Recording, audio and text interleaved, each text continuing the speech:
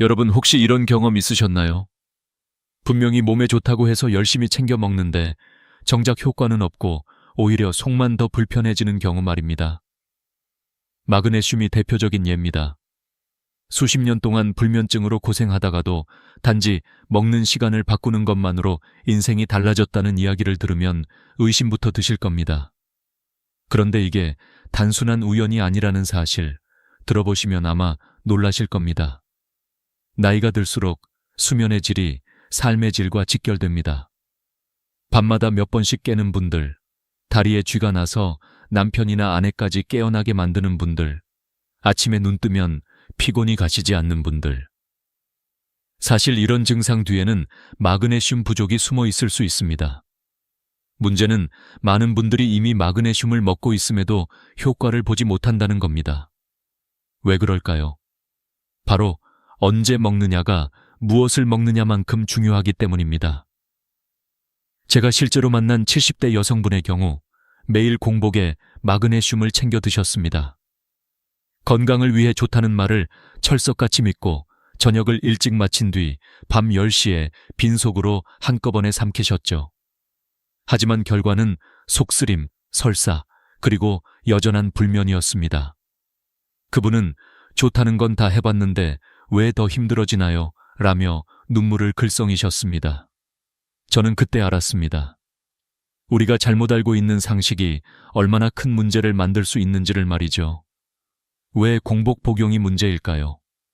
나이가 들면 위벽은 얇아지고 예민해집니다. 젊을 때는 두꺼운 담요처럼 보호해주던 위가 이제는 얇은 종이처럼 약해집니다. 그 위에 마그네슘이라는 무기질이 직접 닿으면 자극이 심해질 수밖에 없습니다. 속이 쓰린 것은 당연한 결과죠. 게다가 공복 상태에서는 몸이 영양소 흡수 모드가 아니라 보호 모드로 전환됩니다. 그래서 고가의 보충제를 삼켜도 대부분 흡수되지 않고 화장실로 흘려보내게 되는 겁니다. 결국 돈을 버리는 셈이지요. 또 하나 흔한 실수는 한 번에 많이 먹기입니다. 마그네슘은 은행 계좌처럼 한 번에 입금할 수 있는 한도가 있습니다. 200ml 이상은 흡수되지 않고 남은 양은 그대로 배출됩니다. 예를 들어 물을 한꺼번에 1리터 들이키면 갈증이 해소되기는커녕 화장실만 자주 가게 되는 것과 같은 이치입니다. 그래서 하루 권장량을 2~3번에 나누어 먹어야 하는 겁니다. 그렇다면 정답은 무엇일까요? 연구와 실제 사례가 말해주는 황금 타이밍은 바로 식후 30분입니다. 이때는 위가 소화를 시작하면서 영양소를 받아들일 준비가 가장 잘 되어 있습니다. 음식물이 천연 캡슐 역할을 하여 위를 보호하고 흡수를 도와줍니다. 특히 저녁 식사 후 30분은 하루 중 가장 좋은 시간으로 꼽힙니다. 우리 몸이 밤사이 회복하고 재생하는 동안 마그네슘이 제 역할을 할 수 있기 때문이죠. 또 한 가지 기억하셔야 할 점은 제형의 선택입니다. 약국에서 흔히 볼 수 있는 산화 마그네슘은 가격이 저렴하지만 흡수율이 낮고 장을 자극하기 때문에 설사를 유발할 수 있습니다. 반면 글리시네이트 마그네슘은 위 자극이 적고 흡수율이 높아 시니어에게 가장 적합합니다. 실제로 글리신 성분 자체가 뇌와 신경 안정에도 도움을 주기 때문에 숙면 효과가 배가 된다고 알려져 있습니다. 저는 이 이야기를 단순히 이론으로 말씀드리는 게 아닙니다. 실제로 많은 어르신들이 이 방법으로 변화를 체험하셨습니다. 한 할아버지는 평생 다리 쥐로 밤마다 깼는데 복용 시간을 바꾸고 나서 2주 만에 숙면을 취하셨습니다. 또 어떤 분은 아침 기상이 달라졌다고 말했습니다. 예전에는 눈을 떠도 온몸이 무겁고 피곤했지만 이제는 개운하게 하루를 시작한다고 하셨습니다. 이 모든 변화가 거창한 약물이나 고가의 치료 덕분이 아니라 단지 시간을 바꾼 것에서 시작되었다는 사실, 얼마나 놀랍습니까? 물론 개인차가 있고 기저질환이 있는 분들은 반드시 담당 의사와 상의해야 합니다. 하지만 분명한 건 많은 시니어들에게 이 작은 습관의 변화가 삶 전체를 바꿀 수 있다는 겁니다. 이제부터 저는 여러분께 구체적인 실수 5가지와 그 해결책을 차근차근 알려드리겠습니다. 끝까지 집중해 주십시오. 오늘 영상 하나가 여러분의 밤을 그리고 남은 인생을 바꿀 수 있습니다. 왜 타이밍이 그렇게 중요한 걸까요? 많은 분들이 마그네슘만 꾸준히 먹으면 언젠가는 효과가 나타나리라 기대합니다. 하지만 정작 복용법과 타이밍을 무시하면 아무리 좋은 영양제를 먹어도 헛수고가 될 수 있습니다. 여기에는 분명한 이유가 있습니다. 첫 번째 이유는 위장과 관련이 있습니다. 우리 몸은 음식을 먹고 난 직후 위산과 소화 효소가 적절하게 분비됩니다. 이때는 마그네슘이 다른 영양분과 함께 자연스럽게 흡수되기 좋은 상태가 됩니다.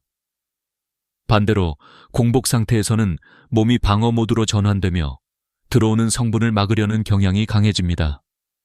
그래서 공복에 먹은 마그네슘은 흡수율이 낮을 뿐 아니라 오히려 위벽을 직접 자극해 속쓰림을 일으킬 수 있는 겁니다. 두 번째 이유는 경쟁 때문입니다. 마그네슘은 칼슘, 아연, 철분과 같은 다른 무기질과 같은 통로를 통해 흡수됩니다. 마치 좁은 문을 여러 사람이 동시에 들어가려는 것과 같죠. 특히 칼슘과 함께 복용하면 두 성분이 서로 경쟁해 둘 다 흡수율이 떨어집니다. 그래서 칼슘은 아침, 마그네슘은 저녁처럼 시간을 나눠 복용하는 게 권장되는 이유입니다. 또한 카페인 음료 역시 마그네슘의 적입니다. 커피, 녹차, 홍차에 들어있는 카페인은 마그네슘 흡수를 방해하고 소변으로 배출을 촉진시킵니다. 만약 아침에 커피와 함께 마그네슘을 먹는 습관이 있다면 그 효과는 절반 이하로 떨어질 수밖에 없습니다. 세 번째 이유는 연령과 위산 분비의 관계입니다. 나이가 들면 위산 분비가 감소합니다. 위산은 영양소가 체내로 잘 들어가도록 돕는 역할을 하는데 이 분비가 줄어들면 아무리 좋은 마그네슘을 먹어도 제대로 흡수되지 않습니다. 특히 60세 이상에서는 이런 경향이 뚜렷하기 때문에 위에 부담을 주지 않으면서도 흡수율이 좋은 제형을 선택하는 것이 중요합니다. 글리시네이트, 말레이트 형태가 여기에 해당합니다. 네 번째 이유는 생체 리듬입니다. 우리 몸은 하루 주기 리듬, 즉 생체 시계에 따라 호르몬과 대사작용이 달라집니다. 밤에는 멜라토닌이 분비되며 회복과 휴식 모드에 들어가는데 이때 마그네슘은 신경을 안정시키고 근육을 이완시키는 역할을 합니다. 그래서 저녁 식후 30분은 숙면을 돕는 황금 시간대가 되는 겁니다. 반대로 아침에는 세포가 에너지를 만들 준비를 하고 있는데 이때 마그네슘을 섭취하면 하루 종일 활력이 유지됩니다. 결국 언제 먹느냐가 곧 어떤 효과를 볼 수 있느냐로 이어지는 것입니다. 실제로 서울의 한 연구팀은 65세 이상 어르신을 두 그룹으로 나눠 같은 용량의 마그네슘을 복용하게 했습니다. 한 그룹은 공복에, 다른 그룹은 식후에 먹도록 한 결과 식후 복용 그룹에서 혈중 마그네슘 농도가 평균 30% 이상 높게 나타났습니다. 또한 불면 증상이 개선된 비율도 식후 그룹에서 2배 가까이 높았습니다. 단순히 시간만 바꿨을 뿐인데 이렇게 차이가 난다는 사실은 무시할 수 없습니다. 여기서 또 한 가지 짚고 넘어가야 할 점은 약물과의 상호작용입니다. 고혈압약, 당뇨약, 항생제, 골다공증 약 등과 마그네슘은 서로 흡수를 방해할 수 있습니다. 그래서 반드시 최소 2시간 이상의 간격을 두는 것이 필요합니다. 이것을 지키지 않으면 약효도 떨어지고 마그네슘도 헛되이 버려질 수 있습니다. 제가 만난 또 다른 70대 남성분은 마그네슘을 1년 넘게 챙겨 먹었는데 왜 이렇게 다리에 쥐가 자주 날까 하셨습니다. 살펴보니 아침 혈압약과 함께 마그네슘을 드셨던 겁니다. 시간을 바꿔 드시라고 조언했더니 불과 3주 만에 증상이 현저히 줄어들었습니다.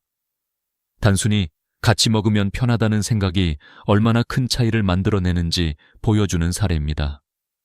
여러분, 우리가 건강을 위해 하는 작은 습관 하나가 오히려 건강을 해칠 수도 있습니다. 하지만 반대로 그 작은 습관 하나만 제대로 바꿔도 인생이 달라집니다.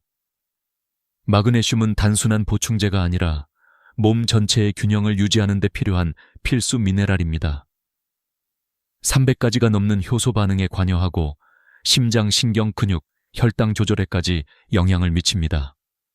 그렇기 때문에 올바른 타이밍과 방법이 무엇보다 중요합니다. 이제부터는 많은 분들이 반복하는 5가지 치명적인 실수를 하나하나 짚어보겠습니다. 혹시 여러분도 같은 실수를 하고 계신지 꼭 점검해 보시기 바랍니다. 많은 분들이 나는 매일 규칙적으로 마그네슘을 챙겨 먹는데 왜 효과가 없지? 하고 의아해 하십니다. 사실 문제는 얼마나 꾸준히 먹느냐보다 어떻게 먹느냐에 있습니다. 바로 지금부터 말씀드릴 5가지 실수가 그 핵심입니다. 첫 번째 실수는 공복에 먹는 것입니다. 아까 말씀드린 것처럼 텅 빈 위에 마그네슘이 들어가면 위벽을 직접 자극해 속쓰림과 구토감을 유발할 수 있습니다. 특히 위 점막이 얇아진 시니어분들에겐 치명적일 수 있습니다. 게다가 공복에 먹은 마그네슘은 흡수율도 떨어집니다. 실제로 미국 영양학회 보고서에 따르면 공복 복용 그룹보다 식후 30분 복용 그룹에서 흡수율이 2배 이상 높았습니다. 공복 복용은 돈도 건강도 동시에 잃는 길입니다. 두 번째 실수는 한 번에 많은 양을 몰아서 먹는 것입니다. 오늘 깜빡했으니 저녁에 몰아서 먹어야지 라는 습관, 절대 금물입니다. 마그네슘은 한 번에 200ml 이상 흡수가 잘 되지 않습니다. 하루 406을 먹는다고 해도 한꺼번에 삼켜버리면 절반 이상이 그냥 소변으로 배출됩니다. 그뿐만 아니라 설사, 복통 같은 부작용까지 동반될 수 있습니다. 마치 한 번에 물 한 통을 들이켰을 때 몸은 필요 이상을 받아들이지 못하고 배출하는 것과 똑같은 원리입니다. 그래서 나누어 먹는 것이 필수입니다. 세 번째 실수는 잘못된 제형을 선택하는 것입니다. 약국에서 쉽게 구할 수 있는 산화 마그네슘은 흡수율이 낮고 장에서 수분을 끌어당겨 설사를 유발하는 특성이 있습니다. 그래서 변비약으로 쓰이기도 하지요. 젊은 층도 버거운데 시니어분들께는 탈수 위험까지 생길 수 있습니다. 반대로 글리시네이트나 말레이트 같은 형태는 흡수율이 높고 위장 부담이 거의 없습니다. 게다가 글리신은 숙면을 돕고 말사는 근육 피로 회복에 도움이 되니 상황에 따라 선택하면 더 큰 효과를 볼 수 있습니다. 네 번째 실수는 칼슘과 함께 먹는 것입니다. 많은 분들이 뼈 건강을 위해 칼슘과 마그네슘을 동시에 복용합니다. 하지만 이 두 성분은 같은 흡수 통로를 사용합니다. 좁은 문에 두 사람이 동시에 들어가려 하면 결국 부딪히고 밀려나듯이 흡수율이 서로 떨어지는 겁니다. 실제 연구에 따르면 칼슘과 마그네슘을 함께 복용했을 때 각각의 흡수율이 40% 가까이 줄었습니다. 따라서 칼슘은 아침, 마그네슘은 저녁처럼 시간을 구분해 섭취해야 효과를 극대화할 수 있습니다. 다섯 번째 실수는 커피, 녹차, 홍차 등 카페인 음료와 함께 먹는 것입니다. 카페인은 마그네슘의 흡수를 방해할 뿐 아니라 소변으로 배출을 촉진합니다. 그래서 커피와 함께 먹으면 효과가 절반 이하로 떨어집니다. 만약 아침마다 커피를 즐기신다면 마그네슘 복용은 최소 2시간 전후로 간격을 두는 것이 안전합니다. 이 5가지 실수는 단순해 보이지만 실제로 많은 시니어분들이 반복하는 문제입니다. 제가 상담했던 70대 여성 환자분은 불면증 때문에 수년간 고생하셨는데 알고 보니 매일 밤 10시 공복에 산화 마그네슘 400mg를 한꺼번에 커피와 함께 드셨던 겁니다. 속쓰림은 심해지고 효과는 전혀 없었던 이유가 바로 여기에 있었습니다. 복용 방법을 바꾸고 제형을 바꿔 드신 지 한 달 만에 숙면을 경험하셨습니다. 여러분, 마그네슘은 단순히 보충제가 아닙니다. 근육, 신경, 심장, 혈당, 뼈 건강까지 몸의 거의 모든 기능에 관여하는 필수 미네랄입니다. 그래서 올바른 복용법이 무엇보다 중요합니다. 그렇다면 이제 궁금하시죠? 도대체 언제, 어떻게 먹어야 가장 효과적일까? 지금부터 일본 장수촌 어르신들이 지켜온 황금 타이밍과 실천법을 하나씩 공개하겠습니다. 일본 장수촌에서 90세를 넘어도 정정하게 사시는 어르신들에게는 공통된 습관이 있었습니다. 바로 마그네슘을 언제 먹느냐였습니다.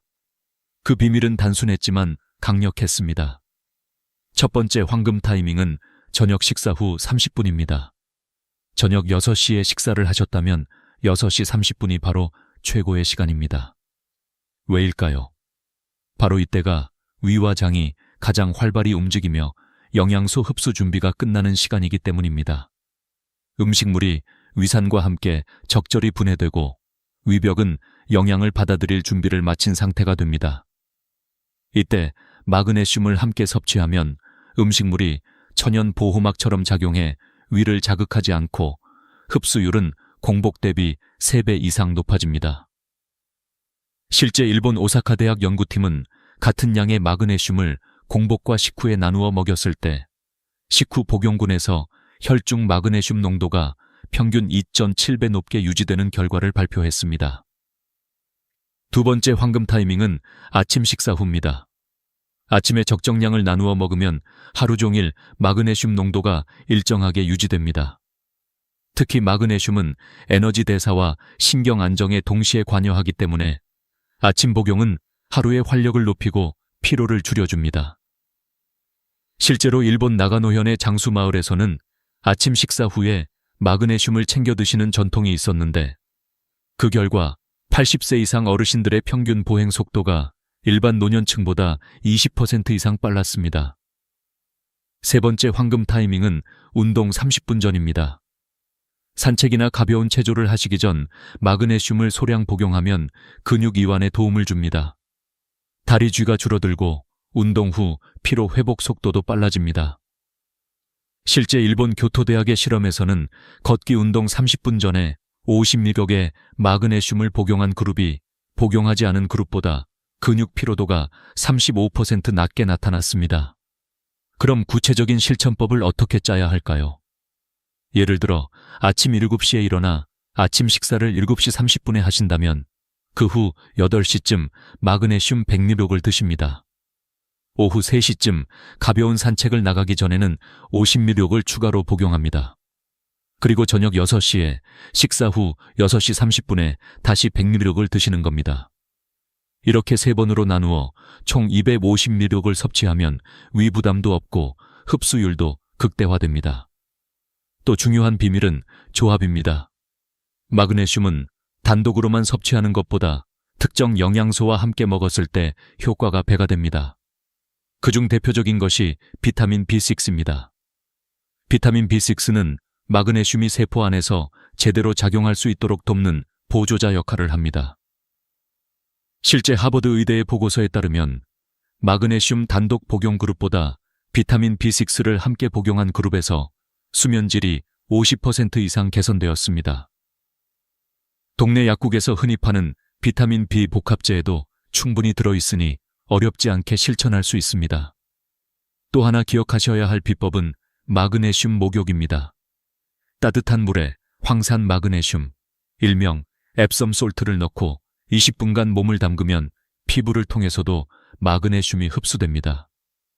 관절염이나 근육통 완화에도 효과적이며 무엇보다 숙면을 돕습니다. 욕조가 없으시다면 조경만으로도 충분합니다. 발바닥은 제2의 심장이라 불릴 만큼 흡수율이 높기 때문에 족욕을 꾸준히 하시면 전신이 편안해지고 깊은 잠에 빠질 수 있습니다. 마지막으로 생활 속 음식과 함께 드시는 것도 좋은 방법입니다. 아몬드, 호박씨, 시금치, 두부, 바나나, 다크, 초콜릿은 마그네슘이 풍부한 대표 식품입니다.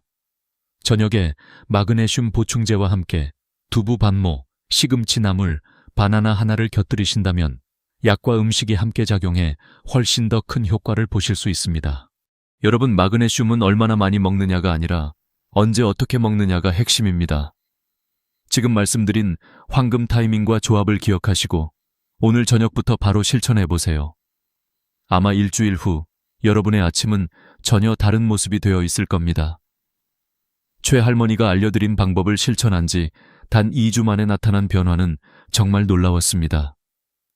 30년 동안 새벽 두세 번씩 깨던 불면증이 단번에 사라졌고 아침까지 한 번도 깨지 않고 꿀잠을 자게 된 겁니다. 피부에 생기가 돌고 목소리에 힘이 붙었으며 무엇보다 눈빛이 달라졌습니다. 늘 피곤하고 무기력했던 모습이 사라지고 선생님, 이제 제가 다른 사람 같아요 라는 말까지 하셨습니다. 여러분, 이것은 단순한 수면 개선이 아닙니다. 마그네슘은 우리 몸에서 300개 이상의 효소 반응에 관여하는 필수 미네랄입니다. 신경 안정, 근육 이완, 혈압 조절, 혈당 관리, 에너지 생산, 뼈 건강까지 모두와 연결되어 있습니다. 그렇기에 마그네슘을 제대로 섭취하기 시작하면 삶 전체가 달라집니다. 여름철에는 땀으로 인해 마그네슘이 빠져나가므로 평소보다 20% 더 필요합니다. 반대로 겨울에는 햇빛 부족으로 비타민 D가 결핍되는데 비타민 D가 부족하면 마그네슘 흡수도 떨어집니다. 따라서 겨울에는 반드시 비타민 D와 함께 섭취하는 것이 좋습니다. 실제 서울대 연구에 따르면 비타민 D와 마그네슘을 함께 섭취한 그룹이 단독 섭취 그룹보다 골밀도 수치가 평균 18% 높게 나타났습니다. 또 나이에 따라서도 차이가 있습니다. 60세 이상은 위산 분비가 줄어들어 흡수가 어려워지므로 흡수율이 좋은 글리시네이트나 말레이트 형태를 선택하는 것이 중요합니다. 70세 이상은 신장 기능이 떨어져 한 번에 많은 양을 섭취하면 배설이 어려워질 수 있으므로 소량씩 자주 나누어 드시는 게 안전합니다. 80세 이상은 약을 여러 가지 드시는 경우가 많기 때문에 약물 상호작용에 주의해야 합니다. 심장약, 골다공증 약, 항생제를 복용하신다면 반드시 주치의와 상의하셔야 합니다. 여성분들은 폐경 후 호르몬 변화로 마그네슘 요구량이 증가합니다. 실제 연구에서도 폐경 이후 여성의 혈중 마그네슘 농도가 평균 25% 낮아졌다는 결과가 있습니다. 따라서 하루 300mg 이상 꾸준히 드셔야 합니다. 남성분들의 경우에는 전립선 건강이 중요한데 마그네슘이 부족하면 전립선 비대증 위험이 커집니다. 밤에 화장실을 자주 가시는 분들이라면 마그네슘 부족을 의심해 보셔야 합니다. 이쯤에서 꼭 짚고 넘어가야 할 점이 있습니다. 마그네슘은 만병통치약이 아닙니다. 균형 잡힌 식사, 꾸준한 운동, 충분한 수분 섭취, 그리고 스트레스 관리와 함께할 때 비로소 진정한 효과를 발휘합니다. 물은 하루 8잔 이상, 미지근한 물이 가장 좋습니다. 운동은 하루 30분 이상 걷기, 무리하지 않고 꾸준히 하는 것이 핵심입니다. 스트레스는 마그네슘을 가장 빠르게 소모시키는 적이니 노래 부르기, 화초 가꾸기, 친구와의 대화 같은 작은 행복을 통해 마음을 풀어주셔야 합니다. 여러분, 마그네슘의 진짜 힘은 꾸준함에 있습니다. 최소 3개월 이상은 드셔야 몸속 저장고가 채워지고 진정한 변화를 느낄 수 있습니다. 첫 2주는 수면과 근육에, 한 달 후에는 혈압과 혈당에, 2달 후에는 뼈와 에너지에, 석 달 후에는 삶 전체가 새로워집니다. 단 3개월의 꾸준한 실천이 여러분의 남은 30년을 바꿔놓을 수 있는 겁니다. 여러분, 오늘 제가 드린 말씀의 마지막 비밀을 공개하겠습니다. 동네 약국에서 단돈 2,000원으로도 살 수 있는 조합, 바로 마그네슘과 비타민 B6, 그리고 멜라토닌입니다. 이 세 가지를 함께 드시면 놀라운 시너지가 생깁니다. 멜라토닌은 우리 몸이 자연적으로 만드는 수면 호르몬인데 나이가 들수록 분비량이 줄어들어 불면증의 원인이 됩니다. 마그네슘은 멜라토닌 생성을 돕고 비타민 B6는 그 과정을 더욱 원활하게 만들어줍니다. 실제 미국 수면학회 연구에서는 이 조합이 수면제보다 안전하고 효과적이라고 발표했습니다. 저녁 식사 후 30분 마그네슘 100mg, 비타민 B6 10mg, 멜라토닌 1mg을 함께 드시면 됩니다. 단, 멜라토닌은 처음엔 0.5mg 정도로 시작해 몸에 맞게 조절하셔야 합니다. 너무 많이 드시면 다음날 머리가 무겁고 졸릴 수 있으니 주의하세요. 이 단순한 조합이 여러분의 밤을 지켜줄 수 있습니다. 또 한 가지 놀라운 방법은 마그네슘 스프레이입니다. 염화그네슘을 끓인 물에 녹여 발바닥이나 종아리에 뿌리면 피부로 바로 흡수되어 다리쥐나 불면증에 큰 도움이 됩니다. 실제로 많은 분들이 한밤중 다리쥐 때문에 괴롭던 삶이 바뀌었다라고 말합니다. 저도 직접 사용해 봤는데 다음날 아침이 정말 가벼웠습니다. 여러분, 많은 분들이 오해하는 것들이 있습니다. 마그네슘은 많이 먹는다고 좋은 게 아닙니다. 하루 400ml 이상은 해로울 수 있습니다. 또한 모든 마그네슘이 같은 것이 아닙니다. 산화 마그네슘은 시니어에게 오히려 해롭습니다. 반드시 글리시네이트나 말레이트 형태를 고르셔야 합니다. 음식만으로 충분하지 않다는 점도 꼭 기억하세요. 요즘은 토양의 영양분이 고갈되어 있기 때문에 음식으로는 충족이 어렵습니다. 오늘 제가 말씀드린 내용을 다시 정리하겠습니다. 첫째, 공복에 먹지 마시고 반드시 식후 30분에 드셔야 합니다. 둘째, 하루 권장량을 2-3번에 나눠 드세요. 셋째, 글리시네이트 또는 말레이트 형태를 선택하세요. 넷째, 비타민 B6와 함께 드시면 효과가 2배가 됩니다. 다섯째, 칼슘 카페인 탄산음료와는 시간을 두고 드셔야 합니다. 여섯째, 최소 3개월은 꾸준히 드셔야 합니다. 마지막으로 꼭 드리고 싶은 말씀이 있습니다. 건강은 잃으면 돈으로도 되찾을 수 없습니다. 그러나 작은 습관 하나로 지킬 수 있습니다. 바로 마그네슘을 올바르게 먹는 습관입니다. 저 역시 불면증으로 고생하다가 인생이 달라졌습니다. 이 방법을 실천하신다면 여러분도 10년은 젊어진 삶을 살 수 있습니다. 오늘의 영상이 도움이 되셨다면 좋아요를 눌러주시고 불면증이나 건강 문제로 힘들어하는 가족, 친구들에게 꼭 공유해주세요. 그들의 삶도 여러분 덕분에 바뀔 수 있습니다. 그리고 구독 버튼을 누르시면 매주 돈 안 드는 건강 비법을 전해드리겠습니다. 다음 영상에서는 무릎 통증 없이 100세까지 걷는 비밀을 알려드리겠습니다. 여러분 모두 오늘 밤 꿀잠 주무시고 내일 아침 개운하게 맞이하시길 바랍니다. 감사합니다. 여러분 혹시 냉장고 문을 열 때마다 안심이 되시나요? 그 속에 들어있는 익숙한 채소들이 평생 건강의 비결이라고 믿어오셨을 겁니다. 그러나 오늘 저는 그 믿음 뒤에 숨은 충격적인 진실을 말씀드리려 합니다. 우리가 건강식이라 부르는 그 채소들이 나이가 들수록 오히려 뇌와 심장을 조용히 위협할 수 있다는 사실을요. 믿기 어렵겠지만 지난 30년 동안 저는 한국과 미국에서 수천 명의 노년 환자를 진료하면서 같은 패턴을 보아왔습니다. 담배도, 패스트푸드도, 술도 아닌 잘못된 시간에 먹은 채소 한 접시가 어느 날 아침 말을 더듬게 하고 팔이 들리지 않게 만든 경우 말입니다. 60세 이후의 몸은 젊을 때와 완전히 다릅니다.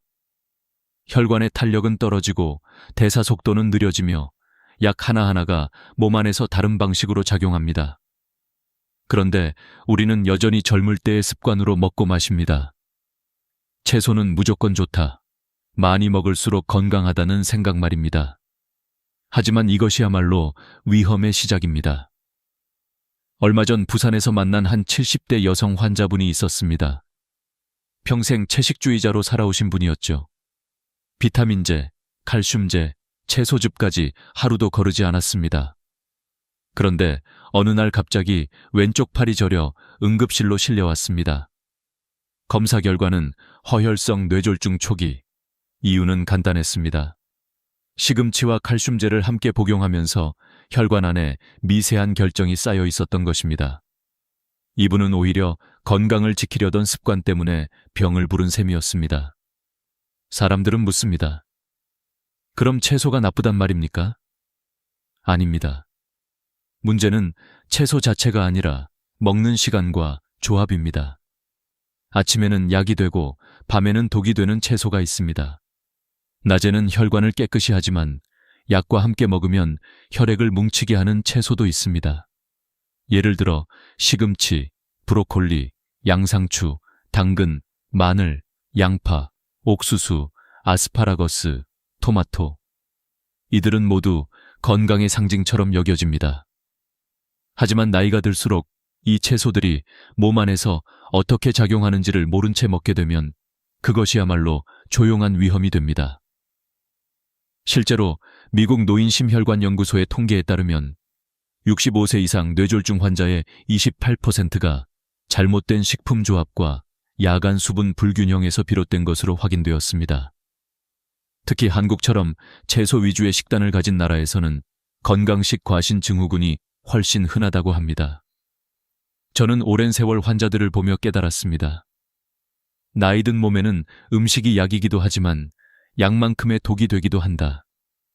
그 경계는 아주 미묘합니다. 예를 들어 같은 시금치라도 오전 10시에 먹으면 혈류를 돕지만 저녁 10시에 칼슘제와 함께 먹으면 혈관을 막습니다. 같은 마늘이라도 낮에는 혈전을 막지만 한근고제를 복용하는 이에게는 뇌출혈의 위험을 높입니다.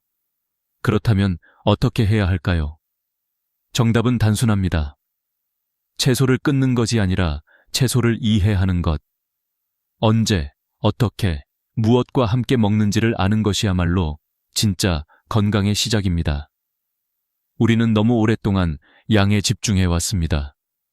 이제는 시간과 조합에 집중할 때입니다. 젊을 때처럼 아무 때나 아무 조합으로 먹는다면 그것은 더 이상 건강식이 아니라 몸을 갉아먹는 습관이 됩니다. 여러분 기억하십시오. 나이가 들수록 음식은 몸에 쌓이는 기록이 됩니다. 오늘의 한 접시가 내일의 혈관이 되고 오늘의 선택이 내일의 뇌를 만듭니다. 오늘 저는 여러분과 함께 냉장고 속 평범한 채소들이 어떻게 양날의 검이 될 수 있는지, 그리고 그것들을 어떻게 하면 약처럼 먹을 수 있는지를 차근히 이야기하려 합니다. 이 이야기는 단순한 식단의 문제가 아닙니다. 내 몸을 지키는 지혜의 문제입니다. 혹시 지금도 냉장고 안에 시금치, 브로콜리, 양상추가 있습니까? 그렇다면 이제부터 그 식탁이 여러분의 건강을 바꾸는 출발점이 될 겁니다. 시금치, 브로콜리, 양상추, 이 세 가지 채소는 한국인 식탁에서 빠질 수 없는 친구들입니다. 하지만 저는 이 세 가지가 나이 든 몸에선 언제 도구로 바뀔 수 있는가를 수없이 목격해왔습니다. 먼저 시금치입니다. 평생 건강의 상징처럼 여겨진 채소죠. 시금치는 철분이 많아 피를 만든다는 말, 누구나 한 번쯤 들어보셨을 겁니다. 그러나 그 철분보다 더 강력한 성분이 바로 옥살레이트입니다. 이 옥살레이트는 젊을 때는 별 문제가 되지 않지만 60세가 넘으면 이야기가 달라집니다. 왜냐하면 그 시점부터 많은 분들이 골다공증 예방을 위해 칼슘제나 비타민 D 보충제를 복용하기 때문입니다. 이 조합이 바로 문제입니다. 시금치의 옥살레이트가 칼슘과 결합하면 혈관 안에 미세한 결정체를 만들고 그것이 쌓이면 마치 오래된 수도관 안쪽에 녹이 세우는 것처럼 혈관이 굳어갑니다. 부산의 70대 여성 환자분은 하루 한 끼를 시금치 나물로 드셨습니다. 나는 고기도 안 먹고 담백하게 산다며 늘 자신 있었죠. 그런데 어느 날 갑자기 팔이 저리고 말을 더듬기 시작했습니다. MRI 결과는 뇌경색 초기. 원인은 시금치 펴룩칼슘제. 이분이 잘못한 게 아닙니다. 문제는 좋은 것끼리 함께 먹으면 더 좋을 거야 라는 믿음이었습니다. 그렇다면 시금치를 아예 끊어야 할까요? 아닙니다. 끊는 것이 아니라 순서를 바꾸는 것이 해답입니다. 칼슘제나 비타민 D를 먹었다면 최소 4시간 이후에 시금치를 드세요. 또한 시금치를 데친 뒤 그 물을 버리면 옥살레이트의 80% 이상이 줄어듭니다. 이 작은 습관 하나로 혈관의 나이는 10년 이상 젊어질 수 있습니다. 다음은 브로콜리입니다. 슈퍼푸드라고 불리며 항암 채소로 유명하지요. 하지만 한근고제를 복용하는 분들에게는 이 또한 조심해야 할 식품입니다. 브로콜리에는 비타민 K가 아주 풍부합니다. 문제는 바로 이 비타민 K가 약의 작용을 방해한다는 겁니다. 광주에 사는 68세 남성 환자분이 있었습니다. 심장 스텐트 시술 후 매일 와파린을 복용했는데 브로콜리가 몸에 좋다고 해서 일주일 내내 드셨죠. 결과는 IR 수치 불안정, 응급실 입원 직전이었습니다. 여기서 중요한 건 브로콜리가 나쁘다가 아니라 불규칙하게 먹는 게 문제라는 겁니다. 어떤 주는 매일 먹고 어떤 주는 안 먹고 이렇게 불안정한 패턴이 혈액 응고 수치를 흔들리게 합니다. 따라서 일주일에 2~3번 먹는다면 그 리듬을 일정하게 유지해야 합니다. 식단의 안정성이야말로 뇌졸중 예방의 가장 확실한 보험입니다. 세 번째 채소, 양상추. 샐러드로 먹으면 속이 편하고 다이어트에 좋다.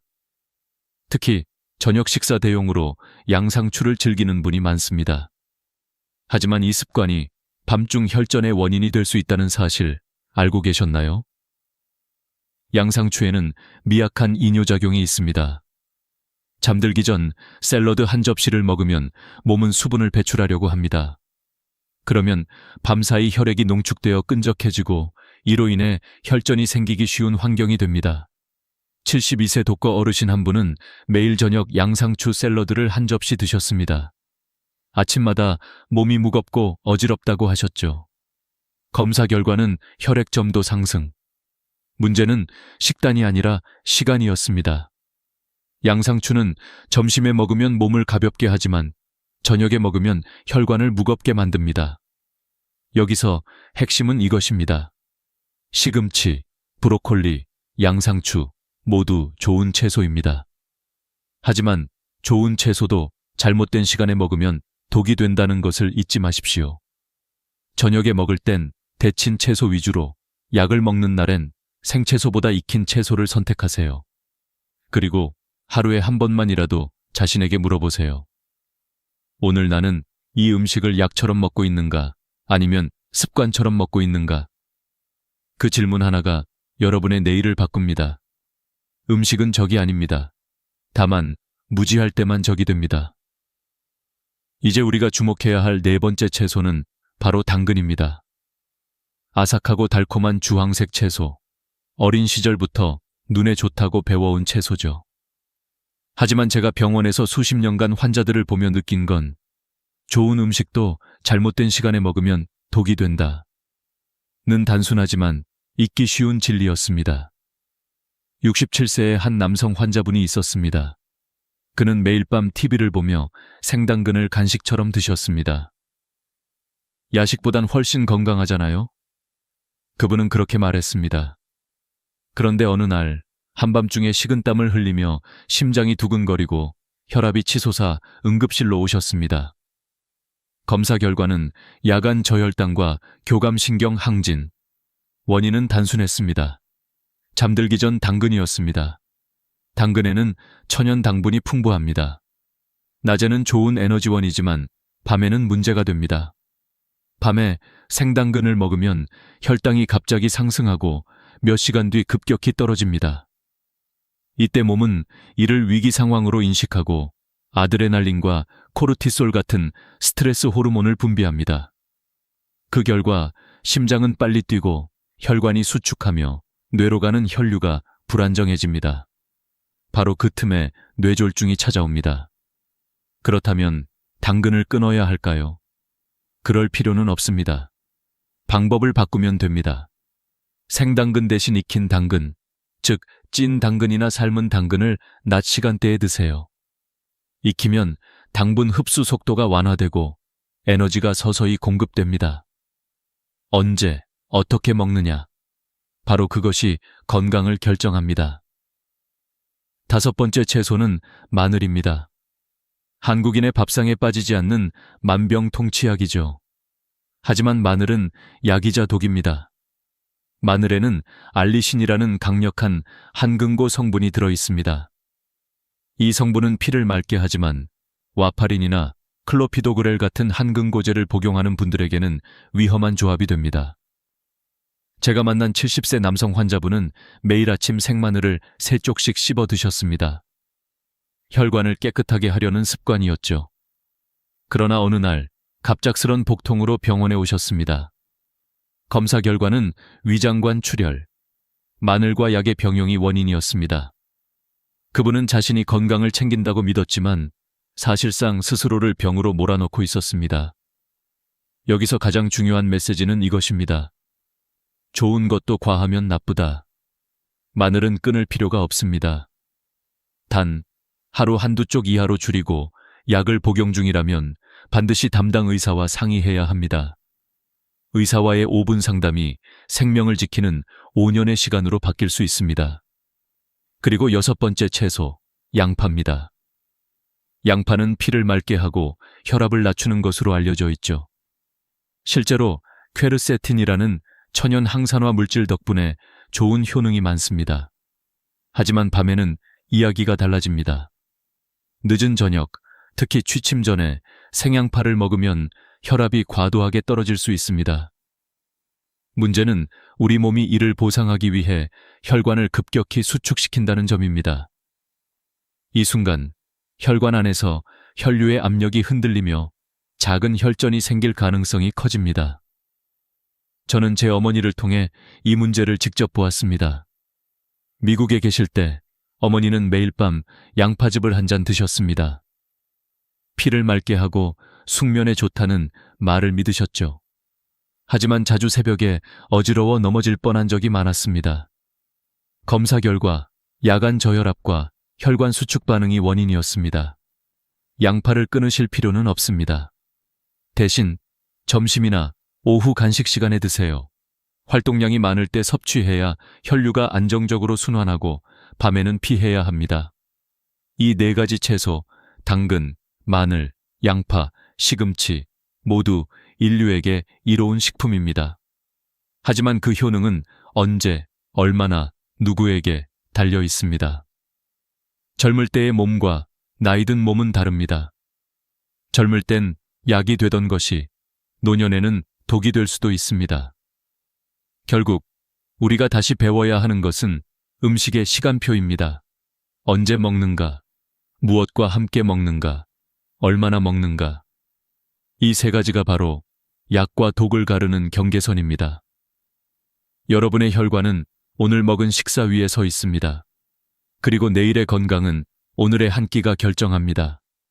이제 여러분께 7번째 채소 이야기를 드리겠습니다. 바로 옥수수입니다. 여러분은 아마 이렇게 생각하실 겁니다. 옥수수? 그건 건강식이잖아. 그렇죠. 옥수수는 섬유질이 풍부하고 포만감이 좋아 예로부터 건강 간식으로 사랑받아 왔습니다. 하지만 제가 수많은 환자를 만나며 깨달은 건 옥수수는 밥이 아니라면 밥보다 더 위험할 수도 있다. 는 사실이었습니다. 옥수수는 채소로 착각되지만 실제로는 고탄수화물 곡물에 가깝습니다. 한 개만 먹어도 흰쌀밥 반 공기와 비슷한 당분을 가지고 있습니다. 낮에 활동할 때 먹으면 괜찮습니다. 에너지를 써버릴 수 있으니까요. 하지만 저녁에, 특히 잠들기 전에 먹는다면 이야기는 완전히 달라집니다. 그 이유는 혈당의 롤러코스터 때문입니다. 옥수수를 먹으면 혈당이 급격히 상승합니다. 그 후 인슐린이 분비되면서 혈당이 빠르게 떨어집니다. 이 급격한 오르내림이 혈관벽을 팽창시켰다가 다시 수축시키고 그 과정에서 미세한 균열이 생기며 산화 스트레스가 발생합니다. 이 미세한 손상이 반복되면 뇌혈관은 점점 약해지고 결국 어느 날 갑자기 막히거나 터질 위험에 노출됩니다. 제가 진료했던 73세의 한 어르신은 저녁마다 삶은 옥수수를 드셨습니다.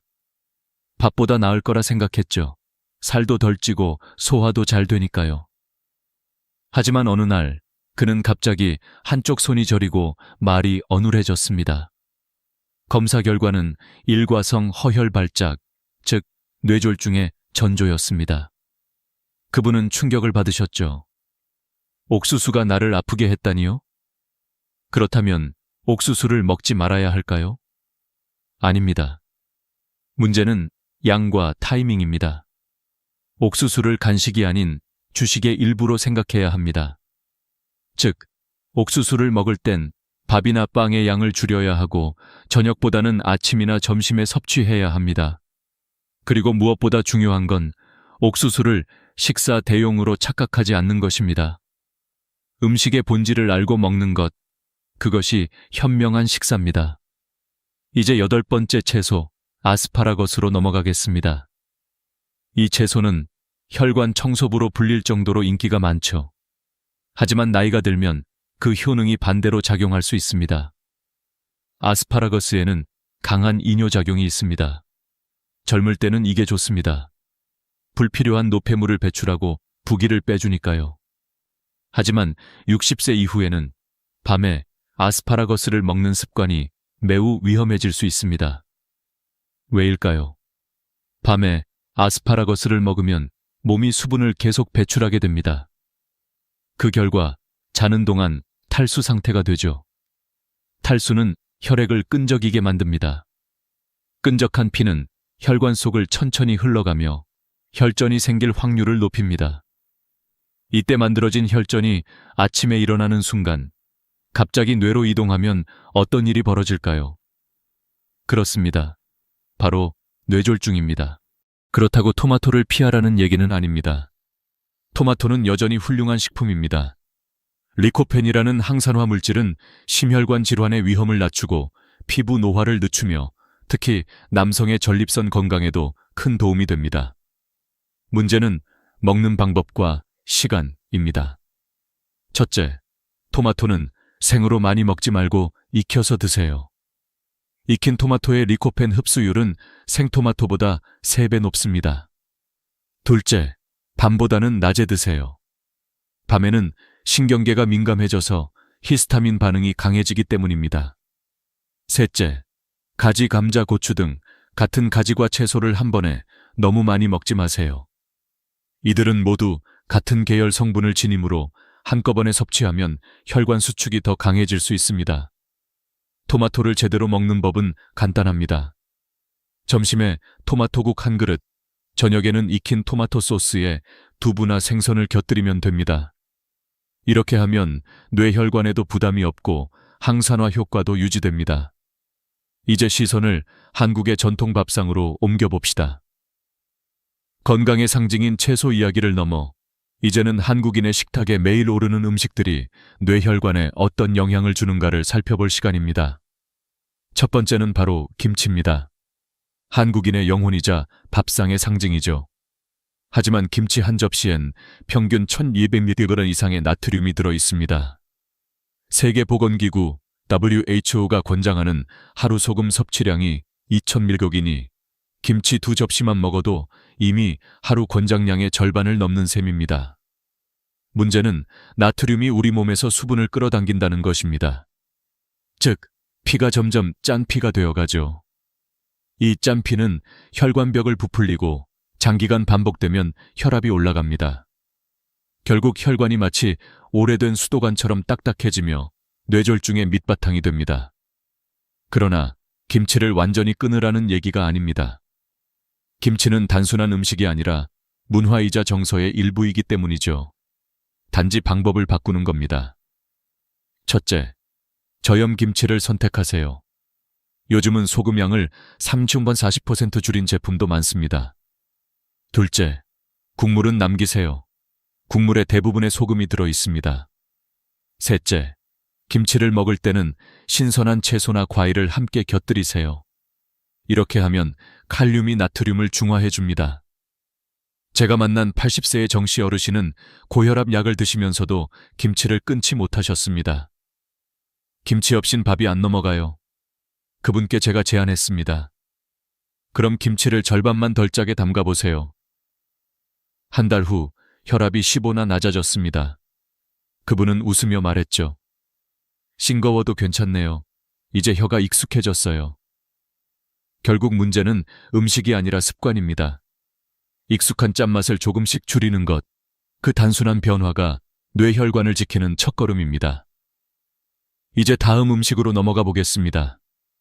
한국에서 건강식의 대명사로 불리는, 그러나 때로는 약보다 위험할 수도 있는 음식, 바로 인삼입니다. 한국에서 인삼은 오랫동안 기력의 근원, 천연 보약으로 불려왔습니다. 어르신들께 인삼차는 일상의 활력제이며 손자에게 줄 최고의 선물이기도 하죠. 하지만 저는 수십 년간 환자들을 진료하며 인삼이 어떤 경우에는 보약이 아니라 독약이 될 수도 있다는 사실을 너무나 자주 보았습니다. 그 이유는 간단합니다.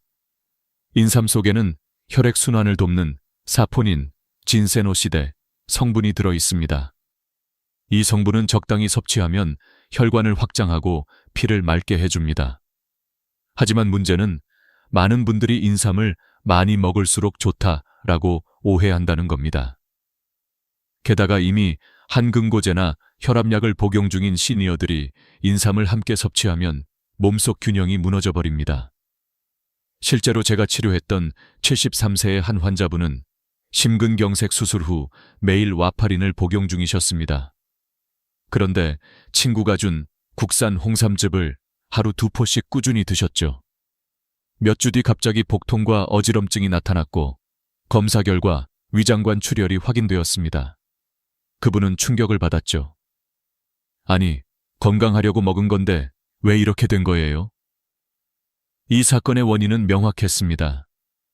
인삼의 사포닌이 와파린의 한근고 작용을 방해한 것입니다. 결국 피가 지나치게 묽어지면서 위장 출혈이 생긴 거죠. 이 사례는 결코 드문 일이 아닙니다. 특히 60세 이후에는 약물 대사 속도가 느려지기 때문에 건강식품이라도 몸 안에 오랫동안 남아 예상치 못한 반응을 일으킬 수 있습니다. 그렇다면 인삼을 완전히 피해야 할까요? 아닙니다. 인삼은 여전히 훌륭한 약재이자 음식입니다. 핵심은 언제, 어떻게, 얼마나 입니다. 첫째, 인삼은 공복에 절대 드시지 마세요. 빈속에 섭취하면 위를 자극하고 혈당이 급격히 떨어질 수 있습니다. 식사 후, 특히 단백질이 포함된 식사 뒤에 섭취하면 흡수율이 높고 부작용이 줄어듭니다. 둘째, 인삼은 약을 복용한 지 최소 2시간 이후에 드셔야 합니다. 혈압약이나 한근고제, 혈당약과 동시에 섭취하면 상호작용이 생깁니다. 만약 의사에게 괜찮겠죠? 라는 질문이 망설여진다면 그것은 이미 확인이 필요하다는 신호입니다. 셋째, 인삼의 종류도 중요합니다.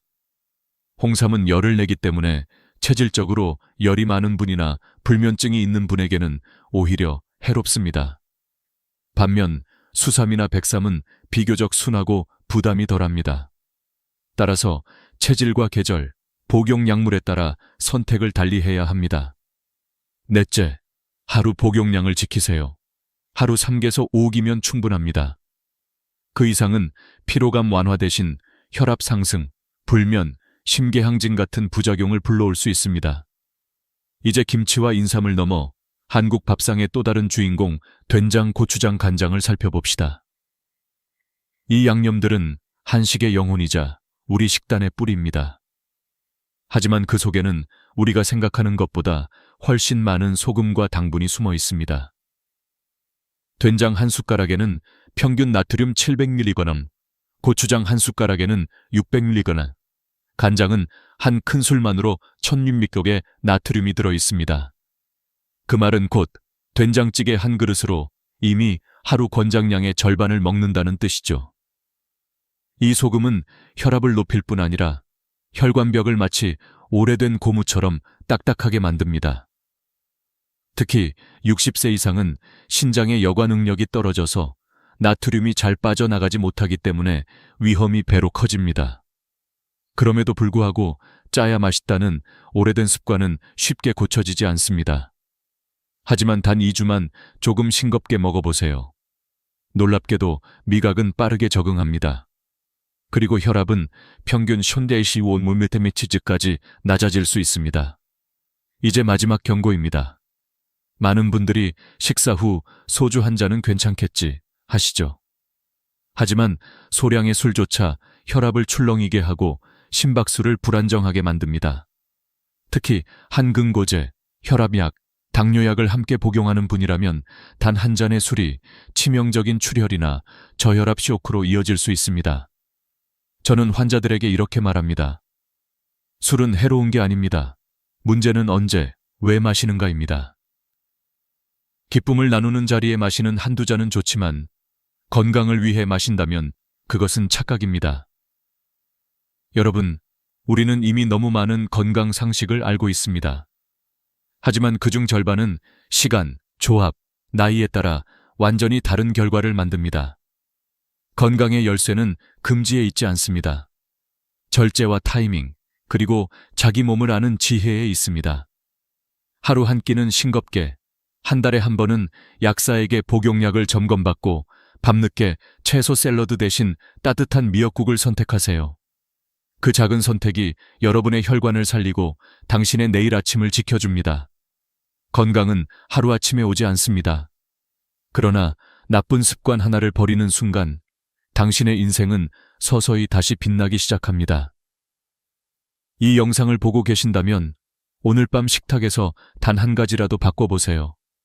그것이 바로 당신이 스스로에게 줄 수 있는 가장 값진 선물입니다.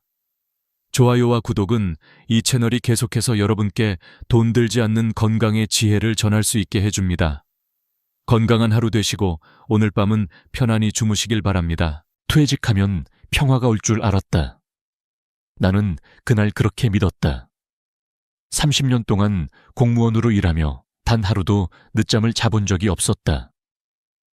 매달 꼬박꼬박 나오는 연금, 은행 통장에 쌓여있는 몇 천만 원의 저축, 그리고 늘 옆을 지켜준 아내. 이제 남은 건 평온한 노후뿐이라고 진심으로 그렇게 생각했다. 하지만 그 착각이 내 인생을 송두리째 흔들어 놓을 줄은 몰랐다. 퇴직 첫날 아침, 눈을 뜨자마자 익숙한 공허함이 몰려왔다. 평소 같으면 출근 준비로 분주했을 시간이었다. 셔츠를 다리고 커피포트를 올리고 아내가 차려준 밥상을 서둘러 비우던 그 시간. 그런데 오늘은 아무도 나를 기다리지 않았다. 시계 바늘이 6시를 지나도 부엌은 조용했다. 텅 빈 집 안에 내 숨소리만 들렸다. 나는 조용히 신문을 펼쳤다. 커피 향이 방 안에 퍼지자 마음이 조금은 안정되는 듯 했다. 하지만 그때 아내의 목소리가 불쑥 튀어나왔다. 아침부터 뭐 하는 거야? 빈둥빈둥. 나는 잠시 얼어붙었다. 무심한 한마디였지만 그 말은 내 평온을 무너뜨렸다. 이제 할 일 없다고 완전히 놓아버린 거야? 그날 처음 알았다. 퇴직 후 평화라는 말은 가족 모두에게 해당되는 게 아니었다는 걸. 그 후로 이상한 일이 벌어졌다. 청소기를 돌리면 그걸 청소라고 했어 라며 아내의 목소리가 뒤따랐다. 빨래를 개면 다시 해요. 구겨졌잖아. 장을 보면 돈을 왜 이렇게 써? 였다. 내가 뭘 하든 칭찬은 없었다. 대신 잔소리와 한숨만 늘어갔다. 심리학자 정유석 박사의 연구에 따르면 퇴직 후 6개월 이내 부부 갈등이 급격히 증가한다고 한다. 이유는 간단하다. 남편은 이제 쉬자고 생각하지만 아내는 집에 계속 있는 남편이라는 새로운 스트레스를 경험하기 때문이다. 나는 그 통계 속 한 사람이 되어가고 있었다. 어느 날 나는 용기를 내서 아내에게 말했다. 여보, 나도 등산 같이 가면 안 될까? 잠시 침묵이 흘렀다. 당신은 친구 없어. 여자들끼리 가는데 왜 자꾸 따라오려고 해? 그 말이 내 가슴을 찔렀다. 결혼 40년이 넘었지만 그 순간 나는 철저히 외로운 타인이었다. 함께 늙어가는 동반자가 아니라 집을 지키는 무용지물이 되어 있었다. 그날 저녁, 나는 거실 한켠에 앉아 오래된 가족 사진을 꺼내보았다. 젊은 시절 함께 웃고 있는 사진 속 아내의 얼굴은 환하게 빛나고 있었다. 그 웃음이 언제부터 사라졌을까? 나는 한 장 한 장 사진을 넘기며 마음속으로 중얼거렸다. 언제부터 우리는 서로의 삶에서 벗어났을까? 의학적으로도 퇴직 후 우울증은 단순한 기분 문제가 아니다. 건강보험공단 통계에 따르면 60세 이상 남성의 우울증 진단 비율이 10년 새 2.5배 늘었다. 직장이라는 사회적 역할이 사라지면 자신감과 정체성이 함께 무너진다. 나는 그 수치의 의미를 몸으로 느끼고 있었다. 아내는 점점 더 활기찼다. 친구들과 브런치 모임, 여행, 쇼핑. SNS 속 그녀는 언제나 환한 미소였다. 하지만 그 사진 어디에도 나는 없었다. 나는 조용히 라면을 끓였다. 그날 아내가 말했다. 당신은 혼자 입만 챙겨서 좋겠다. 가족 식사는 생각도 안 하고. 순간 젓가락이 멈췄다. 차려달라고 한 적도 없는데 오히려 혼자 먹으라 했던 사람의 입에서 나온 말이었다. 그날 밤 잠이 오지 않았다. 천장을 바라보며 한참을 생각했다. 나는 언제 이렇게 초라해졌을까? 퇴직 전에는 존경받는 공무원이었고, 아버지였고, 남편이었다. 하지만 이제는 그 모든 역할이 사라졌다. 심장 박동이 이상하게 느려졌다. 피곤하지도 않은데 몸이 무겁고 머리는 텅 비었다. 의료기사에서 봤던 문장이 스쳐 지나갔다. 은퇴 후 첫 1년은 신체적 쇠퇴가 가장 빠르게 진행되는 시기다. 아마도 내 마음이 먼저 늙어가고 있었던 것 같다. 그때 깨달았다. 진짜 퇴직은 회사에서가 아니라 관계에서 시작된다는 것을. 나는 더 이상 아내의 인생 속에서 필요한 존재가 아니었다. 그래서 다음 날 나는 일기장에 한 줄을 적었다. 이제부터 나를 다시 알아보자. 그 한 문장이 내 인생의 전환점이 될 줄은 그때 몰랐다. 퇴직 후 2달째, 나는 점점 집안의 공기를 읽는 법을 배워야 했다.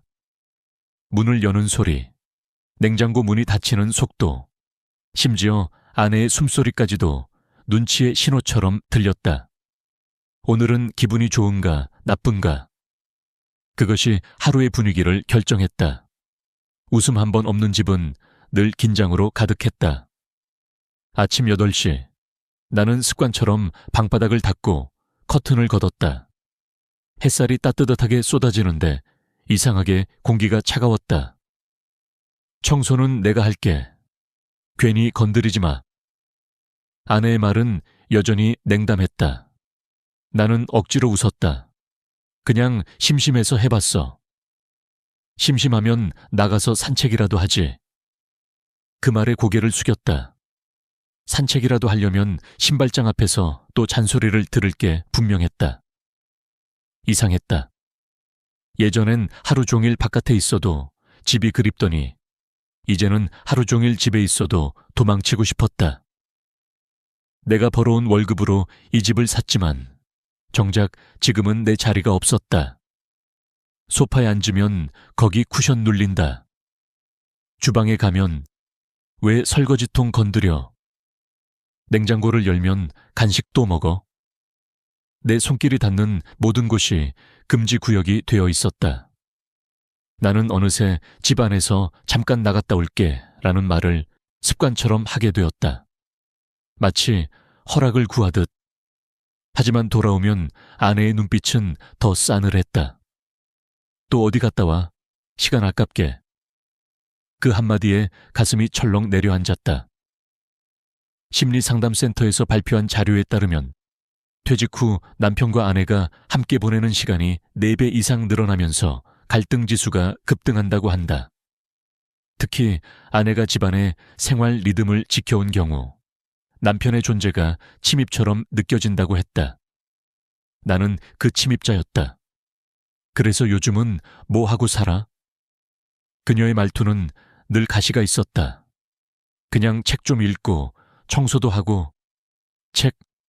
하루 종일 집에 있으면서 그게 다야? 나는 아무 대답도 하지 않았다. 대신 신문을 뒤집었다. 활자가 흐릿하게 흔들렸다. 어느 날 나는 정말로 아내의 말을 따라 산책을 나갔다. 동네 공원 벤치에 앉아 멍하니 하늘을 봤다. 퇴직자들 몇 명이 모여 장기를 두고 있었다. 그들의 웃음소리가 유난히 크게 들렸다. 한 노인이 내 옆에 앉으며 말했다. 처음엔 다 그래요. 나도 집에 있을 때는 와이프가 밥도 같이 안 먹으려 했어. 나는 그 말에 고개를 끄덕였다. 그럼 어떻게 하셨어요? 밖으로 나왔지. 사람 만나야 살아. 안 그러면 미쳐. 그의 말은 단순한 조언 같지만 내 귀에는 절박한 경고로 들렸다. 그날 집으로 돌아오자마자 나는 인터넷에서 퇴직 후 남성 우울증이라는 단어를 검색했다.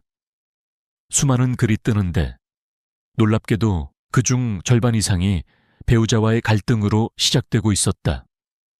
한 연구에서는 남성 노인의 58%가 퇴직 후 배우자와의 관계 악화로 인해 정서적 고립을 경험했다고 답했다.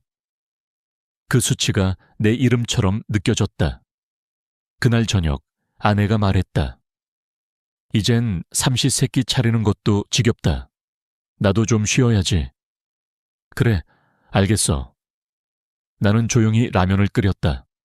그런데 아내가 지나가며 비아냥거렸다. 당신은 혼자 입만 챙겨서 좋겠다. 가족은 생각도 안 하고. 그 말이 내 귓가에 오래 남았다. 나는 문득 결혼 초를 떠올렸다.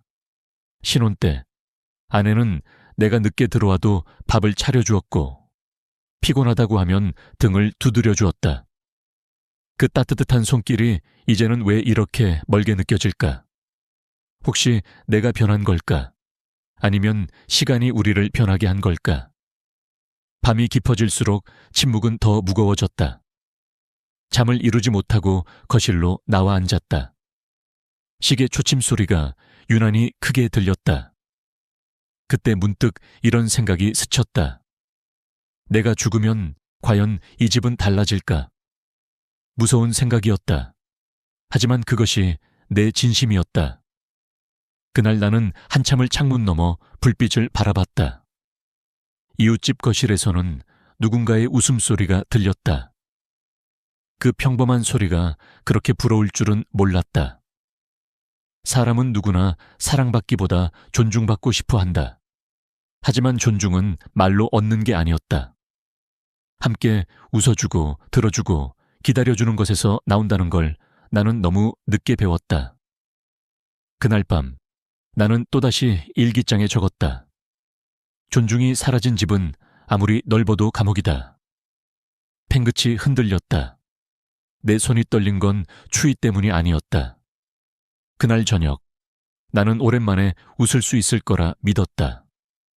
딸과 사위 그리고 손주까지 모두 모여 함께 식사하는 날이었기 때문이다. 오랜만에 가족이 한자리에 모인다는 사실만으로도 마음이 따뜻해졌다. 나는 아침부터 식탁보를 펴고 그릇을 닦았다. 오늘은 웃으면서 밥 먹자. 스스로 다짐했다. 하지만 그 다짐은 너무도 쉽게 부서졌다.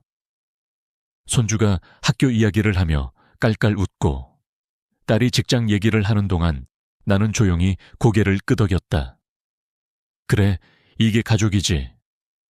그렇게 생각한 순간 아내의 말 한마디가 모든 공기를 바꿔버렸다. 얘들아, 너희 아버지 요즘 뭐 하는 줄 아니? 연금만 축내면서 하루 종일 집에만 있어. 내가 없으면 밥 한 끼도 못 챙기지. 순간 식탁 위에 수저 소리가 멈췄다. 딸은 고개를 숙였고 사위는 어색하게 미소를 지었다. 나는 아무 말도 할 수 없었다. 그 말은 단순한 농담이 아니었다. 40년 넘게 버텨온 내 인생 전체를 조롱하는 한 줄의 문장이었다. 손주가 순진하게 물었다. 할아버지, 이제 일 안 해요? 나는 억지로 웃어 보이려 했지만 입꼬리가 올라가지 않았다. 응, 이제는 좀 쉬어야지. 하지만 내 속에서는 무언가가 무너지고 있었다. 그 아이의 순수한 질문이 칼날처럼 가슴을 찔렀다. 그날 밤 나는 한참 동안 거울을 바라봤다. 주름진 얼굴, 희끗한 머리카락. 이게 정말 나인가? 한때는 부하 직원들이 인사하던 자리의 주인이었고 회의에서 결정을 내리던 사람이었다. 하지만 지금은 한 가정의 무능한 노인으로 전락했다. 사회학 연구에 따르면 한국 남성의 67%가 퇴직 후 존중 상실감을 경험한다고 한다. 단지 돈을 벌지 않는다는 이유로 가족 내 위치가 순식간에 사라진다. 나는 그 수치 속에서 내 이름을 찾았다. 며칠 뒤 나는 딸에게 전화를 걸었다. 아버지 괜찮아요? 그녀의 목소리는 조심스러웠다. 괜찮다 뭐. 다들 그런 거지. 하지만 사실 괜찮지 않았다. 목구멍까지 올라오는 서러움을 억누르며 웃어야 했다. 딸이 말했다. 엄마가 요즘 예민해서 그래요. 너무 마음에 담아두지 마세요. 나는 대답하지 못했다. 예민함이라니. 그것은 단순한 기분이 아니라 오랜 세월 쌓인 무시였다. 그날 이후 나는 식탁에 앉는 일이 두려워졌다. 같이 밥을 먹는 대신 방에 들어가 혼자 라면을 끓여 먹었다. 그게 더 편했다. 라면 국물의 짠맛이 눈물의 맛과 섞여 이상하게 따뜻하게 느껴졌다. 밤에 잠을 이루지 못하던 어느 날 TV에서 한 노인의 인터뷰가 나왔다. 퇴직 후 가장 힘든 건 외로움이 아니라 존중을 잃는 것이다. 그 말이 가슴에 박혔다. 나는 리모컨을 내려놓고 눈을 감았다. 그때 결심했다. 이제 더는 이렇게 살지 않겠다. 아내와의 대화를 피하지 않기로 했다. 다음 날 저녁, 나는 식탁에 앉아 조용히 말을 꺼냈다. 여보, 우리 이렇게 계속 싸우면서 살 필요 있을까? 아내는 눈을 흘겼다. 또 무슨 소리야? 나 바쁜데. 이제는 그냥 서로 편하게 사는 게 좋을 것 같아. 설마 이혼 얘기야? 나는 조용히 고개를 끄덕였다. 아내의 표정이 굳었다. 이 나이에 무슨 이혼 타령이야. 사람들한테 뭐라고 말하려고. 그 말에 나는 씁쓸하게 웃었다.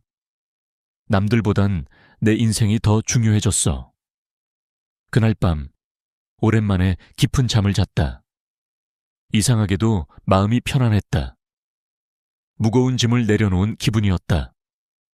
다음 날 아침 나는 일기장에 한 줄을 더 적었다.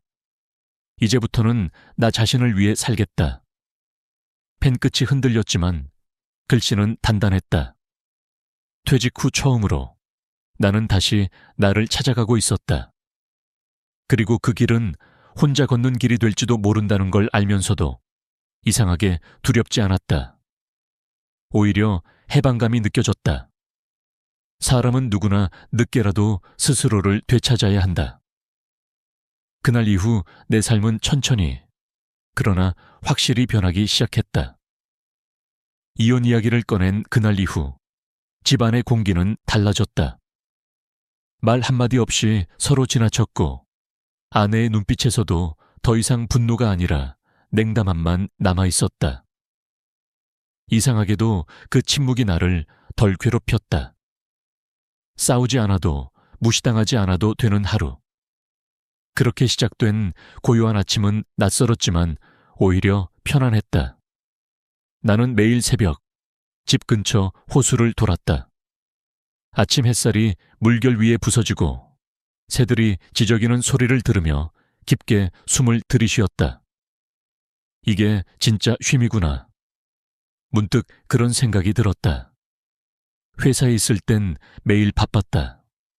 일과 사람, 책임과 경쟁. 그런데 지금은 그 모든 것이 사라지고 오직 나만 남았다. 처음엔 그 공허함이 견딜 수 없었지만 지금은 오히려 그것이 나를 살리고 있었다. 공원 벤치에서 마주한 한 노인이 말을 걸었다. 혼자 나오셨어요? 나는 웃으며 대답했다. 예, 그냥 바람 좀 쐬러요. 그는 고개를 끄덕이며 말했다. 퇴직 후엔 혼자 있는 법을 배우는 게 제일 중요해요. 그 한마디가 내 마음을 깊이 파고들었다. 혼자 있는 법. 젊었을 땐 외로움이 두려웠지만 나이가 들수록 혼자 있을 용기가 필요하다는 걸 그때 처음 깨달았다. 나는 그날 이후 작은 일상을 만들기 시작했다. 아침마다 산책, 점심에는 독서, 오후에는 시장에 들러 장을 보고 저녁엔 노트에 하루를 기록했다. 그 노트의 첫 페이지에는 이렇게 적혀 있었다. 누구의 남편도 누구의 아버지도 아닌 나로 살아가기. 시간이 지나자 신기하게도 마음이 조금씩 단단해졌다. 주변 사람들도 달라 보였다. 늘 무심했던 이웃이 요즘 얼굴 좋아 보이시네요. 라고 말을 건넸다. 작은 인사 한마디가 그렇게 따뜻할 줄 몰랐다. 그때부터 나는 사람을 다시 보기 시작했다. 카페에서 혼자 신문을 읽는 노인, 손주 손을 잡고 걷는 할머니, 그리고 매일 길모퉁이에서 붕어빵을 파는 젊은 부부. 세상은 여전히 움직이고 있었고 나만 멈춰 있었던 것이다. 며칠 뒤 나는 시니어 평생학습관에 등록했다. 그림 수업이었다. 처음엔 어색했지만 붓을 잡는 손끝에서 오래된 감정이 되살아났다. 선을 긋고 색을 채우는 순간 마음속의 무게가 조금씩 풀려나갔다. 강사님이 말했다. 선생님, 색이 아주 부드럽네요. 그 말 한마디에 눈물이 날 뻔했다. 너무 오랜만이었다. 누군가에게 인정받는 느낌이. 그날 집으로 돌아오는 길, 하늘은 유난히 맑았다. 가을의 끝자락, 나무잎이 바람에 흩날리는 그 장면이 마치 나의 인생 같았다. 한때 푸르렀지만 이제는 떨어져야 할 때. 그러나 낙엽도 결국 흙이 되어 또 다른 생명을 키운다. 내 인생도 그렇게 순환하리라 믿었다. 그날 밤 나는 오래된 사진첩을 다시 꺼냈다. 가족 사진, 회식 사진, 여행 사진들. 모두 젊고 활기찼던 시절에 내가 있었다. 하지만 이번엔 이상하게도 마음이 아프지 않았다. 오히려 고맙다는 생각이 들었다. 그때의 내가 있었기에 지금의 내가 있다. 심리학 연구에 따르면 은퇴 후 1년 이내에 자기 재정의를 성공한 사람들은 그렇지 않은 사람들보다 우울감이 60% 낮다고 한다. 삶의 중심을 다시 나로 옮겨야만 마음이 건강해진다는 것이다. 나는 그 연구의 뜻을 이제야 몸으로 이해하고 있었다. 며칠 후 나는 다시 시장에 갔다. 익숙한 아주머니가 말했다. 요즘 표정이 밝으시네요. 좋은 일 있으세요? 나는 미소 지었다. 그냥 마음이 조금 가벼워졌어요. 그녀는 고개를 끄덕이며 말했다. 그게 제일 좋은 거예요. 나이 들수록 마음이 무거우면 병돼요. 집에 돌아오는 길, 나는 다시 노트에 적었다. 혼자가 외로운 게 아니라 스스로를 잃는 게 외로운 것이다. 그 문장을 쓰며 나는 비로소 깨달았다. 퇴직은 끝이 아니라 다시 태어나는 과정이라는 것을. 그리고 그 재탄생은 누구도 대신해 줄 수 없는 나만의 싸움이라는 것을. 그날 밤 나는 오랜만에 편안한 미소로 잠이 들었다. 내 인생의 두 번째 봄이 시작되고 있었다.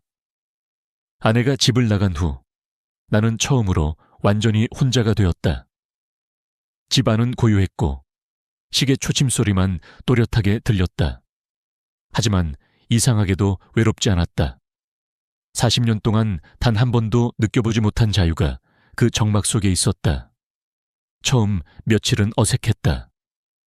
밥솥을 열어보니 쌀이 바닥나 있었고 세탁기 앞에서 코스를 찾느라 10분 넘게 헤맸다. 반찬통을 꺼내다 국물을 엎질러 버렸을 때는 한숨이 나왔다. 하지만 그때 나는 웃었다. 이제부터 진짜 내 인생이구나. 조심스럽게 일상의 기술을 배우기 시작했다. 빨래 돌리는 법, 물의 양을 맞추는 법, 김치찌개 끓이는 법. 실패투성이었지만 즐거웠다. 흰 와이셔츠가 분홍색으로 변했을 때조차도 그건 내 실수였고 동시에 내 성장이었다. 딸이 걱정스러운 목소리로 말했다. 아버지, 혼자 괜찮아요? 나는 웃으며 대답했다. 응, 괜찮아. 늦게 배운 만큼 오래 써먹을 거야. 며칠 뒤 우연히 동네 슈퍼 앞에서 야간 편의점 아르바이트 모집이라는 종이를 봤다. 밤 10시부터 새벽 2시까지 하루 4시간. 순간 가슴이 뛰었다. 67세의 나이에 다시 일을 시작한다는 게 두렵기도 했지만 동시에 기대됐다. 나도 아직 쓸모가 있을까? 첫날, 나는 어색하게 계산대 앞에 섰다. 손님이 들어올 때마다 어서 오세요 라고 인사했지만 목소리가 떨렸다. 하지만 금세 익숙해졌다. 젊은 대학생이 들어와서 커피를 계산하며 말했다. 아저씨, 요즘 자주 보이시네요. 나는 웃으며 답했다. 네, 이제 여기 단골이 될지도 모르겠어요. 그 학생은 미소를 지었다. 멋지세요. 저희 할아버지도 이런 거 하셨으면 좋겠어요. 그 한마디에 가슴이 따뜻해졌다. 오랜만에 누군가에게 멋지다는 말을 들었다. 밤마다 편의점 불빛 아래 서 있으면 내 인생이 다시 움직이는 소리가 들렸다. 젊은 사람들과 나누는 짧은 대화, 늦은 밤 찾아오는 단골 손님들의 인사, 수고하세요 라는 한마디가 내 하루를 밝게 했다. 한 아주머니는 계산을 마치며 말했다. 이 늦은 시간까지 고생하시네요. 그래도 얼굴이 밝아요. 그 말에 나는 처음으로 진심으로 웃었다.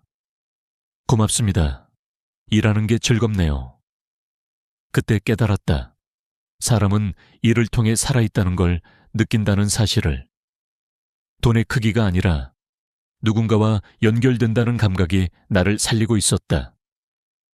퇴직 전엔 일터가 나를 얽매는 사슬 같았지만 지금은 세상과 이어주는 다리였다. 그 다리 위에서 나는 다시 걸었다. 천천히, 그러나 분명히. 며칠 후 나는 작은 중고 기타를 샀다. 젊었을 때 배우고 싶었지만 늘 시간이 없다는 핑계로 미뤘던 일. 학원 문을 열며 마음속으로 중얼거렸다. 이제라도 해보자. 손끝이 아프고 소리가 삐걱거렸지만 현을 튕길 때마다 이상하게 눈물이 났다. 나도 아직 배울 수 있다는 사실이 너무 고마웠다. 한 달쯤 지나자 고향의 봄을 칠 수 있게 되었다. 강사님이 말했다. 선생님, 감정이 참 깊네요. 나는 웃었다. 삶이 길어지면 소리도 깊어지죠. 그날 밤 기타를 무릎 위에 올려놓고 조용히 생각했다. 퇴직, 구박, 이혼. 그 모든 게 나를 무너뜨린 게 아니라 다시 일으켜 세운 과정이었음을. 삶은 예상치 못한 순간에 새로운 문을 연다. 나는 그 문을 두드린 늦은 학생일 뿐이었다. 그리고 깨달았다. 진짜 젊음이란 나이가 아니라 시작할 용기라는 것을. 나는 일기장에 적었다. 오늘도 나를 새로 배우는 중. 이 문장을 적는 손끝이 떨리지 않았다. 어쩌면 나는 지금 인생에서 가장 젊은 시절을 살고 있는지도 몰랐다. 이혼이 법적으로 마무리된 날, 나는 법원 계단을 천천히 내려왔다. 하늘은 이상할 만큼 맑았고 바람은 차가웠지만 내 마음은 오히려 따뜻했다. 40년 동안의 결혼이 끝났지만 이상하게도 상실감보다 해방감이 더 컸다. 마치 오랫동안 조여있던 넥타이를 벗어던진 기분이었다. 그날 저녁 작은 월세방에 돌아와 차를 한 잔 끓였다. 컵에서 올라오는 김이 유리창에 닿아 하얗게 퍼졌다. 그 순간 마음속에 문득 이런 생각이 떠올랐다. 이제야 비로소 나로 돌아왔구나. 그 후로의 삶은 놀랍게도 단순하고 그러나 풍성했다. 아침에는 동네 공원을 산책하며 마주치는 사람들과 인사를 나눴다. 좋은 아침이네요. 오늘은 날이 맑아요. 이 짧은 대화들이 하루의 시작을 환하게 했다. 예전엔 몰랐다. 이런 작은 인사가 이렇게 마음을 따뜻하게 할 수 있다는 걸. 낮에는 편의점 아르바이트를 계속했고 저녁엔 기타 학원에 나갔다. 시간이 날 때면 근처 복지관에서 서예를 배우기도 했다. 붓끝이 종이를 스칠 때마다 내 마음도 함께 정리되는 기분이었다. 먹의 향이 코끝을 간지릴 때마다 지나온 세월이 천천히 흩어져 가는 듯했다. 하루하루는 단조로웠지만 이상하게도 지루하지 않았다. 오늘 내가 할 일을 스스로 정할 수 있다는 사실이 나를 살아있게 했다. 예전엔 늘 누군가의 기대와 불만 속에서 움직였지만 이제는 오롯이 나를 위해 하루를 보냈다. 경제적으로는 예전보다 빠듯했다. 집을 팔고 재산을 나눈 뒤 남은 돈은 많지 않았다. 하지만 연금과 알바비로 충분히 생활할 수 있었다. 라면 하나를 끓이더라도 이제는 눈치를 보지 않아도 됐다. 누가 뭐라 하든 나는 나의 방식으로 살겠다. 그게 내 인생의 새로운 원칙이 되었다. 한 번은 편의점에 단골 아주머니가 와서 말했다. 선생님 얼굴이 참 편안해지셨어요. 뭔가 좋은 일 있으신가 봐요. 나는 웃으며 답했다. 이제 매일이 좋은 날이에요. 그녀는 미소 지으며 고개를 끄덕였다. 그 말 참 좋네요. 매일이 좋은 날이라. 그날 집에 돌아오며 나는 곱씹었다. 매일이 좋은 날이라니 얼마나 멋진 말인가. 사실 좋은 일이 생겨서 좋은 게 아니라 나쁜 일이 없다고 괴로워하지 않게 된 게 진짜 평화였다. 그 후 나는 오랫동안 미뤄왔던 일 하나를 실행에 옮겼다. 스마트폰으로 일기 대신 SNS에 글을 쓰기 시작한 것이다. 제목은 퇴직 후 다시 배우는 인생.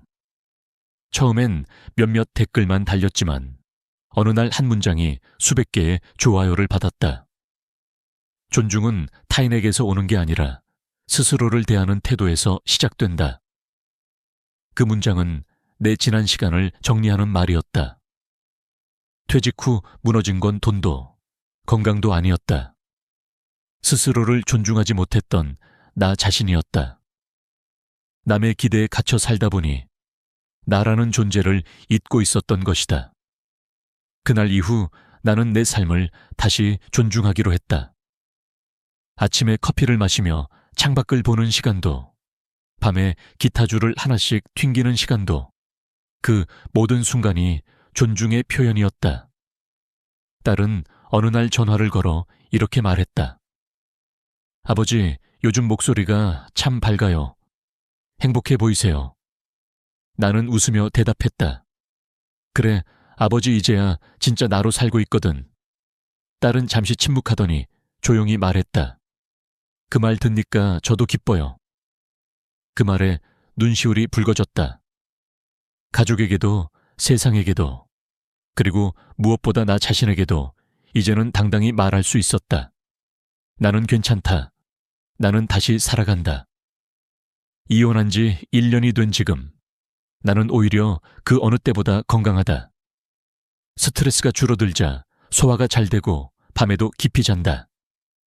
병원 검사에서도 혈압이 안정되었다는 말을 들었다. 의사는 웃으며 말했다. 요즘 뭘 그렇게 잘 드세요? 나는 농담처럼 답했다. 자유를 먹고 삽니다. 마지막으로 이 이야기를 듣는 분들께 꼭 전하고 싶은 말이 있다. 퇴직 후의 삶은 끝이 아니다. 존중을 잃은 관계에서 벗어나야 비로소 진짜 인생이 시작된다. 혼자가 두려운 게 아니다. 나를 잃는 게 진짜 두려운 일이다. 여러분, 늦었다고 생각할 때가 가장 빠른 때입니다. 지금 이 순간 스스로를 다시 존중하는 하루를 시작해 보세요. 그리고 혹시 제 이야기가 작은 위로가 되었다면 구독과 좋아요로 함께해 주세요.